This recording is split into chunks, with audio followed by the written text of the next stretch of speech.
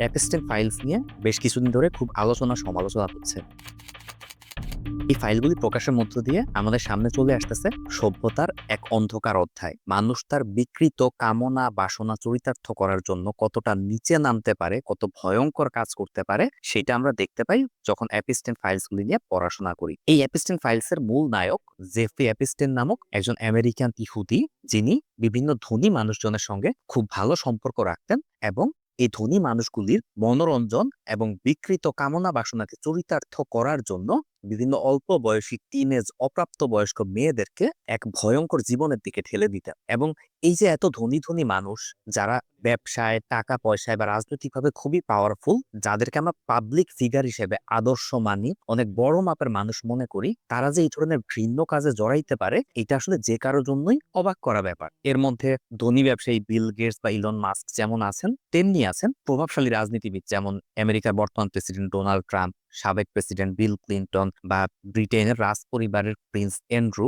এইরকম মানুষজন। এই ঘটনাগুলি যখন সামনে আসে, আমরা ব্যথিত হই, কষ্ট পাই এবং অবাক হই যে মানুষের ভেতরকার রূপ এত ভয়ঙ্কর কিভাবে হইতে পারে। কিন্তু অবাক করা ব্যাপার কি জানেন, এই অ্যাপস্টেন ফাইল বা জেফ্রি অ্যাপস্টেন হয়তো হালের ক্রেজ, বর্তমান সময় তাকে নিয়ে আলোচনা সমালোচনা হচ্ছে, কিন্তু এরকম ধনী প্রভাবশালী মানুষজনের জন্য মনোরঞ্জনের ব্যবস্থা করা, তাদের বিকৃত কামনা বাসনাকে চরিতার্থ করার যে শক্তি, যে মানুষ, তারা কিন্তু পৃথিবীতে সব সময়ই ছিল। যুগে যুগে খোদাদ্রোহী বদমাশ মানুষজন সব যুগেই ছিল, যার একটা ক্লাসিক এক্সাম্পল হচ্ছে সাদ্দাত বিন আদ, যাকে আমরা সাদ্দাতের বেহেস্তের জন্য চিনে থাকি। আমি যখন অ্যাপস্টেন ফাইল নিয়ে পড়াশোনা শুরু করি, তখন আমার কাছে মনে হয় যে এইটা তো আসলে সাদ্দাত বিন আদ, তার বানানো সাদ্দাতের বেহেস্ত, এইটারই একটা আধুনিক ভার্সন মনে হলো আমার কাছে। আমি আজকে আপনাদের সঙ্গে শুধু অ্যাপস্টেন ফাইল নিয়ে কথা বলবো না, কথা বলবো সাদ্দাতের তৈরি সেই বেহেস্ত এবং অ্যাপস্টেন ফাইলের জেফ্রি অ্যাপস্টেন আর সাদ্দাতের বেহেস্তের সাদ্দাত, দুইজনেরই যে ভয়ঙ্কর পরিণতি হয়েছিল তাদের এই অপকর্মের জন্য, পুরো বিষয়টা নিয়ে কথা বলবো। চলেন প্রথমে আমরা অ্যাপস্টেন ফাইল দিয়ে শুরু করি। জেফ্রি অ্যাপস্টেনের জন্ম হয় 1953 সালে আমেরিকার নিউ ইয়র্ক শহরে একটা মধ্যবিত্ত ইহুদি পরিবারে। তার বাবা ছিলেন একজন স্কুলের অফিস সহকারী টাইপের কেউ, আর তার মা ছিলেন একজন গৃহিণী। ছোটবেলা থেকে অ্যাপস্টেন খুবই মেধাবী ছিলেন, বিশেষ করে গণিত এবং সঙ্গীতে তার দক্ষতা ছিল অসাধারণ, এটা তার ক্লাসমেটরাও বলতো। এবং স্কুলে ভালো রেজাল্ট করার পর 1971 সালে 18 বছর বয়সে নিউ ইয়র্ক ইউনিভার্সিটিতে তিনি ম্যাথমেটিক্স নিয়ে পড়াশোনা শুরু করেন এবং এটার প্রতিফলন দেখা যায়, কারণ ছোটবেলা থেকে তিনি ম্যাথে ভালো ছিলেন। 3 বছরের মতন তিনি নিউ ইয়র্ক ইউনিভার্সিটিতে ম্যাথ নিয়ে পড়াশোনা করেন। 3 বছর পর 1974 সালে পড়াশোনা শেষ না করেই ইউনিভার্সিটি থেকে ড্রপ আউট হয়ে যান এবং জয়েন করেন ডাল্টন স্কুল নামে একটা স্কুলে, যেটাকে আসলে ঠিক স্কুল বলা যায় না, অনেকটা কোচিং সেন্টারের মতন, প্রি ইউনিভার্সিটি। অর্থাৎ ইউনিভার্সিটিতে ওঠার আগে দিয়ে সাধারণত কারো বিশেষ কোনো সাবজেক্টে আগ্রহ থাকলে সে ওই সাবজেক্টের উপর কিছুটা পারদর্শিতার জন্য এই ডাল্টন স্কুলে পড়াশোনা করে। তো এই ডাল্টন স্কুলে শিক্ষকতা করতে শুরু করেন তিনি 1974 সাল থেকে। উনি ম্যাথ খুব ভালো পড়াতেন, এই বিষয়ে কোনো সন্দেহ নাই। বাট মাত্র 2 বছরের মধ্যেই, অর্থাৎ 1976 এসে ওনাকে স্কুল থেকে চাকরিচ্যুত করা হয়, কারণ তার বিরুদ্ধে অভিযোগ ছিল তিনি বেশ কিছু নারী শিক্ষার্থীকে হেনস্থা করেছেন বা তাদের কাছ থেকে অ্যাডভান্টেজ নেয়ার এক ধরনের চেষ্টা করেছিলেন টিচার হিসেবে। তো বেশ কিছু নারীর অভিযোগের কারণে তাকে ওই ডাল্টন স্কুল থেকে শিক্ষকের পদ থেকে পদচ্যুত করা হয়। বাট এই স্কুলে পড়ানোর সময়, অর্থাৎ 1974 থেকে 76, এই সময়ে তার একজন বিশেষ লোকের সঙ্গে পরিচয় হয়। তার নাম অ্যালান গ্রিনবার্গ। এই অ্যালান গ্রিনবার্গ একজন ধনী ব্যবসায়ী ছিলেন এবং তার একটা ফিনটেক বা ইনভেস্টমেন্ট ব্যাংকিং টাইপের প্রতিষ্ঠান ছিল, যেটা সরাসরি ব্যাংক না, বাট তাদের কাজ ছিল মানুষজন কোথায় ইনভেস্ট করলে ভালো হবে, শেয়ার কেনা বেচা কোথায় ভালো করা যাবে, এই টাইপের ব্যাপারে মানুষকে কনসালটেন্সি দেয়া। এই প্রতিষ্ঠানটার নাম ছিল বেয়ার স্ট্রেন্স। তো এই বেয়ার স্ট্রেন্সে উনি চাকরি পান। মূলত ওই যে তার ডাল্টন স্কুলে শিক্ষকতার সময় অ্যালান গ্রিনবার্গের সঙ্গে যে পরিচয়, কারণ অ্যালান গ্রিনবার্গ ছিলেন তার স্টুডেন্টের বাবা, এই সূত্রে পরিচয় থেকে তিনি বেয়ার স্প্রিন্সে প্রায় বছর পাঁচেকের মতন চাকরি করেন 1976 থেকে 1981 সাল। 1981 সালে এসে তিনি বিয়ার স্পেন্সার জব ছেড়ে দিয়ে নিজে একটা ফাইন্যান্সিয়াল কনসালটেন্সি ফার্ম খোলেন এবং সেই সময়ে তিনি বিভিন্ন ধনী ব্যক্তিদেরকে তাদের ফাইন্যান্সিয়াল অ্যাডভাইজিং দিতেন।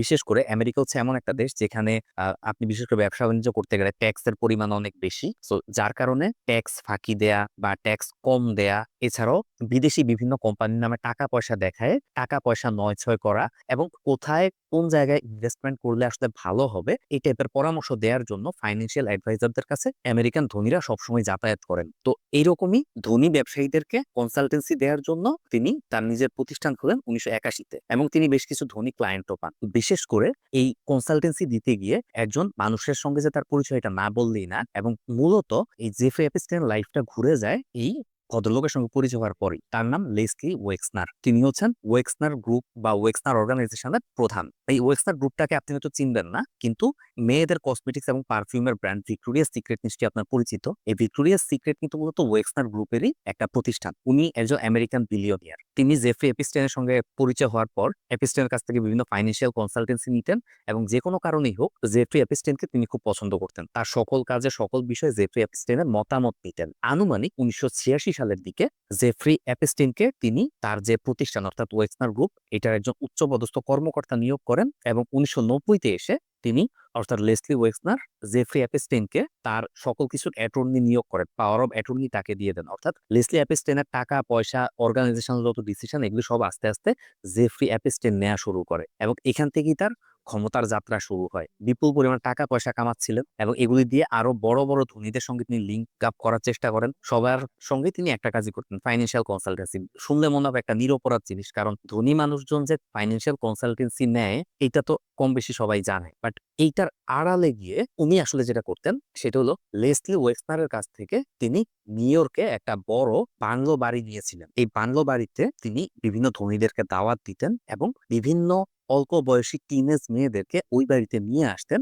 এই ধনী ব্যবসায়ীদের মনোরঞ্জন করার জন্য। এখন আমেরিকার মতন একটা দেশে হুট করে আপনি কিডন্যাপ করে এত মেয়ে নিয়ে আসতেন, ব্যাপারটা আসলে এরকম হয়, তাহলে সে অনেক আগে ধরা পড়ে যেত। আনুমানিক 1994 থেকে 2005 সাল পর্যন্ত প্রায় এক যুগের বেশি সময় ধরে সে বিভিন্ন মেয়েকে প্রথমে তার এই নিউ ইয়র্কের বাংলো বাড়ি বা প্রাসাদ ছিল সেখানে নিয়ে আসতো। প্রথম দিকে তাদেরকে আনা হতো ভুলায় ভালায়, অনেকটা ব্যাপারটা অনেকটা এরকম। সবসময় সে টার্গেট করতো ব্রোকেন ফ্যামিলির, দরিদ্র ফ্যামিলির মেয়েদেরকে, যেমন ধরেন বাবা আছে মা নাই, মা আছে বাবা নাই, কেউ হয়তো খেয়াল রাখতেছে না, এই টাইপের মেয়েদেরকে বিভিন্ন টাকা পয়সার লোভ দেখানো হইতো, চাকরি বাকরির লোভ দেখানো হইতো, এবং এই লোভ দেখায় তাদেরকে প্রথমে প্রাসাদে আনা হইতো, এই বিভিন্ন ধনী মানুষজনের মনোরঞ্জনের জন্য ব্যবহার করা হইতো, এবং এখানে সে ক্ষান্ত হইতো না। এই যে মেয়েদেরকে আনা হইতেছে এবং তাদের সঙ্গে যে ধনী মানুষজন যা যা করতেছে, এইটা আসলে প্রাসাদের ভেতর থেকে সিসিটিভি ক্যামেরা লাগে সে রেকর্ড করতো। পরবর্তীতে এই সিসিটিভি ক্যামেরার ফুটেজ দিয়ে সে ওই সমস্ত ধনী মানুষজনকে ব্ল্যাকমেল করতে, আরো বেশি টাকা পয়সা নিত, এবং বিভিন্নভাবে এই জিনিসগুলিকে রাজনৈতিকভাবে ব্যবহার করত। এবং বলতে পারেন আমেরিকা বা পুরো পৃথিবী জুড়ে ধনী ব্যবসায়ী, রাজনীতিবিদরা অনেকেই এরকম তার ফাঁদে পড়ে গিয়ে তাকে বিভিন্ন ধরনের অন্যায্য সুবিধা দিতে বাধ্য হয়। মোটামুটি 1994 থেকে 1998 পর্যন্ত তিনি নিউ ইয়র্কের ওই প্রাসাদের মধ্যে তার কার্যক্রম পরিচালনা করতেন। পরবর্তীতে 1998 সালে এসে তিনি একটা আস্ত দ্বীপ কিনে নেন। এই দ্বীপগুলি সাধারণত যে কেনে তার অধীনেই থাকে। ইউএস ভার্জিন আইল্যান্ডের অন্তর্গত একটা দ্বীপ, যার নাম হচ্ছে লিটল সেন্ট জেমস আইল্যান্ড। এটাকে এখন আর কেউ সেন্ট জেমস আইল্যান্ড বলে না, এটাকে এখন সবাই অ্যাপিস্টেন আইল্যান্ড হিসেবেই চেনে। বলতে পারেন সাত্তাদের বেহেস্ত যেমন আমরা শুনেছি, ওই অ্যাপিস্টেনের দ্বীপ হচ্ছে একটা আধুনিক সাত্তাদের বেহেস্ত। এই দ্বীপের মধ্যে সুন্দর সুন্দর বাড়িঘর তৈরি করা হয়, ধনীদের জন্য যত প্রকার আমোদ প্রমোদের ব্যবস্থা থাকা সম্ভব সবকিছুর ব্যবস্থা করা হয়, এবং বিশেষ করে সবচেয়ে জঘন্য যে কাজটা হয়, দেখেন পৃথিবী জুড়ে ধনী মানুষরা অনেক ধরনের অপকর্ম করে, এটা কম বেশি সবাই জানে, কিন্তু এখানে যেটা হয় এটা আসলে একদম ভয়ঙ্কর একটা ব্যাপার। সেটা হলো অপ্রাপ্ত বয়স্ক মেয়েদের প্রতি কিছু বয়স্ক ধনী লোকের এক ধরনের ফ্যাসিনেশন থাকে, টিনেজ বয়স 12-14 বছর, যেটা হয়তো আপনি একটা সুস্থ মস্তিষ্কে কল্পনা করতে পারবেন না। আপনার সবচেয়ে খারাপ চিন্তা হয়তো হলিউড বলিউডের কোনো নায়িকা আসতে পারে, বাট 12-14 বছরের একটা মেয়ে, তাকে অ্যাবিউজ করা, সেক্সুয়ালি অ্যাসল্ট করা, এটা আপনার জন্য খুবই ডিফিকাল্ট চিন্তা করা। বাট আনফর্চুনেটলি আমাদের পরিচিত যাদেরকে আমরা আদর্শ মানি, পৃথিবীর কল্যাণে তারা অনেক কাজ করতেছেন এরকম মনে করি, সেই রকমই ধনী মানুষজন। এই নামগুলো তো আপনারা আগেও শুনছেন, Bill Gates, Elon Musk, Donald Trump, Bill Clinton, even wheel চেয়ারে বসা, কথাবার্তা বলতে না পারা বিজ্ঞানী স্টিফেন হকিং পর্যন্ত এই ঘটনায় জড়িত ছিলেন। এইভাবে করে 1998 থেকে 2005 সাল পর্যন্ত মোটামুটি বলতে পারেন অ্যাপিস্টেন আইল্যান্ড, অ্যাপিস্টেন দ্বীপে গিয়ে ধনীরা এই সমস্ত কাজকর্ম করত, এবং জেফ্রি অ্যাপিস্টেনের রাজনৈতিক ক্ষমতা বলেন, প্রভাব প্রতিপত্তি বলেন, টাকা পয়সা বলেন, দিন দিন বাড়তেই থাকে, কারণ তার কাছে তো তাদের এই সমস্ত রেকর্ড টেকর্ড সবকিছু আছে। বাট 2005 সালে এসে তার এই সাম্রাজ্যে প্রথম আঘাতটা আসে। সেটা হলো যুক্তরাষ্ট্রের ফ্লোরিডার 14 বছর বয়স্ক একটা মেয়ের বাবা মা পুলিশের কাছে গিয়ে রিপোর্ট করে যে তার মেয়েকে একজন বিভিন্নভাবে ফুসলিয়ে ফাসলিয়ে নিয়ে একটা জায়গায় সেক্সুয়ালি অ্যাবিউজ করছে, এবং সে একা করে নাই, তার সঙ্গে আরো অনেকে ছিল। এবং এই মেয়েটা যার নামে অভিযোগ করে সে হচ্ছে জেফ্রি অ্যাপস্টেইন। অ্যাপস্টেইন একজন ফাইন্যান্সিয়াল কনসালটেন্ট এবং ধনী মানুষজনের সঙ্গে তার অনেক যোগাযোগ আছে, এটা পুলিশ জানতো, কিন্তু সে যে এই কাজ করে বেড়াইতেছে এটা আসলে পুলিশ প্রথমে বুঝে নাই। এই মেয়েটার বিষয়ে তদন্ত করতে গিয়ে পরবর্তীতে দেখা গেল এই মেয়ের অনেক বান্ধবীর সঙ্গে একই জিনিস হয়েছে। তারপর তাদের বান্ধবীর সঙ্গে আরো অনেকভাবে জেফরি অ্যাপস্টাইন এই একই কাজ করেছে। এইভাবে জাল খুঁজতে খুঁজতে পুলিশ গিয়ে দেখলো যে 36 জন মেয়ের সঙ্গে জেফরি অ্যাপস্টাইন একই কাজ করেছে। তাদেরকে বিভিন্ন লোভ দেখাইতো, টাকা পয়সা বা চাকরি বাকরি বা অনেক প্রভাব প্রতিপত্তির, এবং এর বিনিময়ে বিভিন্ন ধনী মানুষজনের সঙ্গে তাদের সেক্সুয়ালি ইনভলভ হইতে বাধ্য করত। 36 জন নারীর সঙ্গে এই কাজ করার পরেও আনফরচুনেটলি জেফরি অ্যাপস্টাইনের বিরুদ্ধে পুলিশ তেমন বড় কিছু করতে পারে নাই, কারণ তার সঙ্গে পৃথিবীর সব প্রভাবশালী মানুষজন, যাদের কথা বললাম ডোনাল্ড ট্রাম্প, বিল ক্লিন্টন বা বিল গেটসের মতন লোকজনের ভালো সম্পর্ক থাকার কারণে এক ধরনের প্রহসনের বিচার হয় এই জেফরি অ্যাপস্টাইনের। মাত্র 13 মাসের জেল দেয়া হয়, তাও সেটা ঠিক ট্রেডিশনাল জেলখানায় নিয়ে জেল দেয়া না, তিনি থাকবেন হাউস অ্যারেস্টে বা তার বাড়িতে। এখন তার বিশাল প্রাসাদ সম অট্টালিকা বাড়ি আছে, এই প্রাসাদের ভেতরে সে আরাম আয়েশ করে 13 মাস কাটায়, বন্দি থাকে। এর মধ্যে সে যে আবার ওই 13 মাসের মধ্যে বিভিন্ন জায়গায় গেছে, বিভিন্ন মানুষজনের সঙ্গে বৈঠক করছে, এই টাইপের অনেক ফুটেজও পাওয়া যায়। এবং 2008 সালে সে আবারও তার স্বাভাবিক জীবনে ফেরত চলে আসে, 36টা মেয়ের জীবন নরক বানানোর পরেও। বাট তার এই সুদিন খুব বেশি দিন থাকে নাই। 2019 সালে আবারও, এবার পুরো আমেরিকাতে 100-র বেশি মেয়ে এই অ্যাপস্টাইনের বিরুদ্ধে অভিযোগ করে যে তারা জীবনের বিভিন্ন সময়ে 1994 থেকে 2005-এর মধ্যে বিভিন্ন সময় অ্যাপস্টাইনের পাতা ছাদে পা দিয়ে তার আইল্যান্ডে বা তার প্রাসাদে গেছে এবং তাদেরকে সেইখানে অ্যাবিউজ করা হয়েছে। এই যে ভয়ঙ্কর সব অভিযোগ, প্রায় 100 জনের বেশি মেয়ে অভিযোগ করে 2019-এ এসে। এবার পুলিশ সিরিয়াসলি নড়ে চড়ে বসে, মিডিয়া নড়ে চড়ে বসে, এবং আলটিমেটলি এই ভয়ঙ্কর মানুষটাকে পুলিশ গ্রেপ্তার করতে আবারও একরকম বাধ্য হয়। 2019 সালের 6 জুলাই তাকে গ্রেফতার করার পর তার নিউ ইয়র্কে যে বাসা থেকে গ্রেফতার করা হয়, ওই প্রাসাদে বা তার বাসায় খুব ভালোভাবে সার্চ করে পুলিশ, এবং দেখা গেল তার বাসার ভিতরে অসংখ্য সিডি, ডিভিডি, পেন ড্রাইভ, এই সমস্ত জিনিসপত্র আছে। এবং সবকিছুতেই ওই যে পৃথিবীর বিখ্যাত সব ব্যক্তিরা, ধনবান রাজনৈতিকভাবে ক্ষমতাবান ব্যক্তিরা যত অপকর্ম করেছে তার বেশিরভাগ জিনিসপত্রের রেকর্ডই আছে। এরপর আনুষ্ঠানিকভাবে তার বিচার কার্য শুরু হয় এবং তাকে এবার সত্যি সত্যি জেলে বন্দী করা হয়। রহস্যজনকভাবে তাকে গ্রেফতারের 1 মাসের মাথায় 2019 সালের 10ই অগাস্ট তার জেলখানার সেলের ভেতর তাকে মৃত অবস্থায় পাওয়া যায়। পুলিশি তদন্তে এটা বলা হয় যে তিনি আত্মহত্যা করেছেন, বাট পরবর্তীতে বিভিন্ন মানুষ বিভিন্ন থিওরি দেয়া শুরু করে যে তিনি অ্যাকচুয়ালি আত্মহত্যা করেন নাই, বরং তার সঙ্গে যেহেতু বিভিন্ন মানুষজনের খুব ঘনিষ্ঠ যোগাযোগ ছিল, বড় বড় শ্রেণীর মানুষের, এবং তার মধ্য দিয়ে এই ধনী এবং প্রভাবশালী মানুষজনের বিভিন্ন জিনিসপত্র ফাঁস হয়ে যাওয়ার একটা সম্ভাবনা ছিল, তাই অনেকটা ভয় পেয়ে ষড়যন্ত্র করে জেলখানার ভেতরে অ্যাকচুয়ালি তাকে মেরে ফেলা হয়েছে। এখন প্রাতিষ্ঠানিকভাবে বা অফিসিয়ালি এটা একটা সুইসাইড, বাট এটা আসলে কেউ সঠিকভাবে বলতে পারে না যে আসলে তার সঙ্গে কি হয়েছিল, বাট তার পরিণতিটা হয়েছিল খুবই ভয়ঙ্কর। এবারে আসি সাদ্দাতের বেহেশত প্রসঙ্গে। কেন আমি কথাটা বললাম, দেখেন, এই যে ধনীদের মনোরঞ্জন এবং দুনিয়াকে বেহেশত বানানোর যে স্বাদ, যে আকাঙ্ক্ষা, এটা যুগে যুগে ছিল। এই জন্যই মনে হলো সাদ্দাতের গল্পটা আপনাদেরকে বলি, কারণ আমার যারা অডিয়েন্স আছেন তারা প্রাচীন ইসলামিক জিনিসপত্রের হিস্ট্রি পছন্দ করেন বলেই আমি মনে করি, কারণ আমার ভিডিওগুলো ম্যাক্সিমাম ওই রিলেটেড হয়ে থাকে। দেখেন, সাদ্দাতের জন্ম হয় আজ থেকে প্রায় 3000 বছর আগে। সঠিক দিন তারিখ কিছু জানা যায় না, এবং সেটা হচ্ছে তৎকালীন আরব অঞ্চলে, সৌদি আরব এবং ইরাক মিলায় কোনো একটা জায়গায়। এখন সাদ্দাতের বিষয়ে আমি যখন আপনাদেরকে বলবো তখন একটা জিনিস মাথায় রাখতে হবে, সেটা হলো যে তার যে ক্যারেক্টারটা, এটা কিছুটা সত্য কিছুটা মেলানো, এবং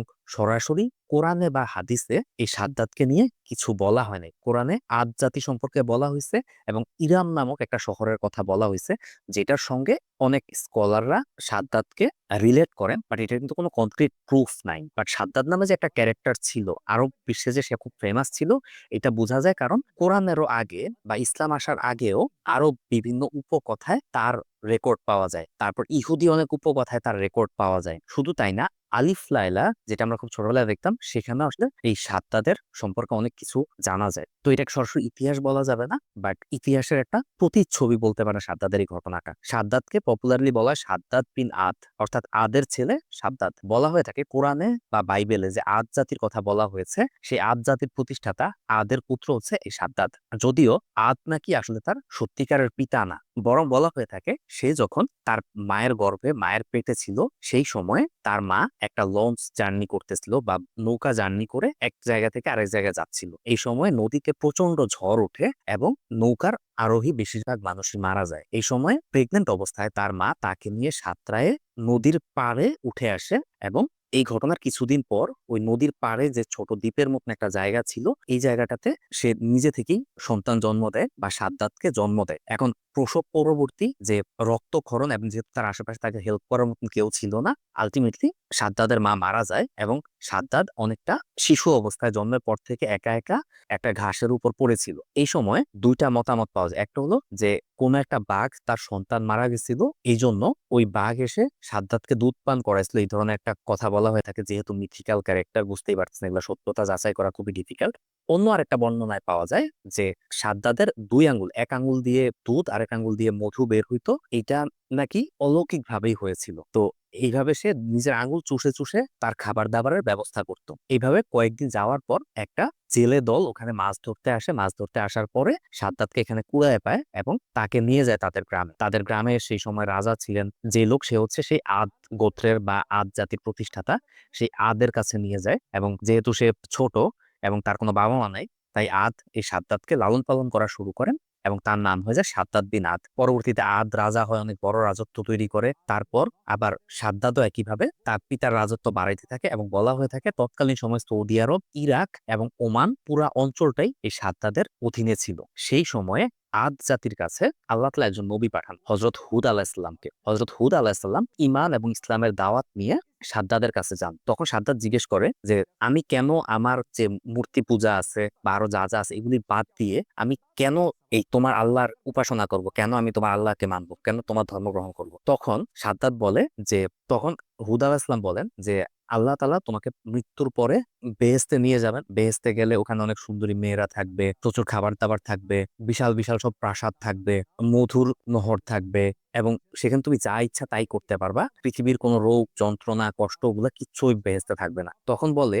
অর্থাৎ এই সাদ্দাত হুদ আলাইহিস সালামকে উদ্দেশ্য করে বলে, এটা তো আমি পৃথিবীতেই বানাইতে পারি। এবং এটা বলে সে অনেকটা ঘোষণা দিয়ে আল্লাহর সঙ্গে বিদ্রোহ করে 40,000 শ্রমিক নিয়োগ দেয় এবং বর্তমান ওমানের কাছাকাছি কোন একটা জায়গায় সে একটা মরুভূমির উপরে বিশাল এক শহর নির্মাণ করে। এই শহরটা অনেকটা বেহেশতের বর্ণনা যেরকম থাকে যে সবকিছু স্বর্ণ দিয়ে বানানো থাকবে, মধুর নহর থাকবে, মদের নহর থাকবে, সুন্দরী মেয়েরা থাকবে, অনেক ফলমূল খাবার দাবার থাকবে, এইরকম করে একটা বিল্ডিং সে 40,000 শ্রমিক নিয়োগ দেয় এবং 40 বছর ধরে এই নগর বা এই সাদ্দাতের বেহেশত বানানোর কার্যক্রম চলতে থাকে। এবং ফাইনালি এটা যখন বানাইতে হয় তখন রাজ্যের সবার ঘর বাড়ি থেকে স্বর্ণ গহনা সব লুটপাট করে নিয়ে আসে সাদ্দাত। বাড়িতে সবার বাড়িতে যে সুন্দর সুন্দরী মেয়েরা ছিল অল্প বয়স্ক তাদেরকে নিয়ে আসে। তারপর ফল মূল থেকে শুরু করে টাকা পয়সা সবকিছু ওখানে দেয়। এর মধ্য দিয়ে সে সাদ্দাদের বেহেশত নামে একটা জায়গা তৈরি করে। এখন এই যে ভয়ঙ্কর কাজকর্ম, একে তো আল্লাহর বিরুদ্ধে সরাসরি বিদ্রোহ ঘোষণা করা, তারপর মানুষের জান মালের নিরাপত্তাকে নষ্ট করে মানুষের ঘর থেকে মেয়েদেরকে তুলে এনে স্বর্ণ গহনা লুটপাট করে এনে এই যে সে বেহেশত বানাইলো, আল্লাহ তাআলা তো তাকে এমনি এমনি ছেড়ে দিবেন না। জেফরি এপিস্টিন কি ছেড়ে দিয়েছিলেন? ছাড়েন নাই তো। একইভাবে সাদ্দাতকে আসলে ছাড়া হয়নি। যেদিন সে তার বেহেশত বানানো শেষ করে সেদিন বেহেশতে সে প্রবেশ করতে যাবে, ঘোড়ায় চড়ে তার সৈন্য সামন্ত নিয়ে আসে। আসার পর বেহেশতে ঢোকার আগ মুহূর্তেই বলা হয়ে থাকে প্রচন্ড জোরে একটা শব্দ হয় এবং একটা বিদ্যুৎ চমকের মতন করে সবাই অনেকেই বলে যে এটা আসলে মাথায় বাজ পড়ে যেভাবে মানুষ মারা যায় ওইভাবে আসলে সাদ্দাত বিন আদ মারা যায়। এবং এই যে মানুষের বিপুল ক্ষতি, এত কিছু করার পরেও আসলে সে তার বেহেশতকে উপভোগ করতে পারে নাই, যেমন পারে নাই জেফরি এপস্টেইন। তো এই জিনিসগুলো থেকে আমাদের শিক্ষা নেওয়া উচিত যে আপনি যদি মানুষের ক্ষতি করেন এবং দুনিয়াকে বেহেশত বানানোর চেষ্টা করেন তাহলে একদিন না একদিন আপনি ধরা পড়বেন, একদিন না একদিন আপনার বিচার হবে। আল্লাহ তাআলা এত সহজে কাউকে ছেড়ে দেন না। তো আসেন আমরা এই বিষয়গুলো থেকে শিক্ষা গ্রহণ করি এবং এই ধরনের কাজ যেন সমাজে আর না হয় সেই চেষ্টাটা আমরা করি। তো ভালো থাকেন সবাই, দেখা হবে পরের ভিডিওতে অন্য কোনো ইন্টারেস্টিং টপিক নিয়ে। ততদিন পর্যন্ত আল্লাহ হাফেজ।